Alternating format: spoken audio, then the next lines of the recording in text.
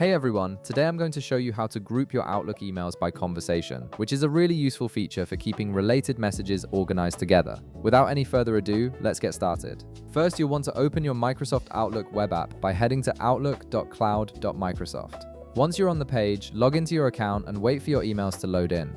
This might take just a moment depending on how many emails you have, so give it a second to fully populate your inbox with all your messages. Once your email inbox is loaded completely, you're ready to enable conversation grouping. To do this, navigate to the View menu located at the top part of your screen where all your tools and menus are displayed. This is where you'll find options to customize how your emails appear and are organized. Go ahead and click on the View tab to open up these settings. After clicking on View, your View menu will open up with various options for customizing your email display. Now look for the Conversations drop-down option within this menu.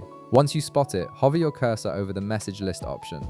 This is where Outlook gives you control over how your messages are sorted and displayed in your inbox. From here, you'll see 3 different options appear for organizing your emails. Click on Group Messages by Conversation from the available options.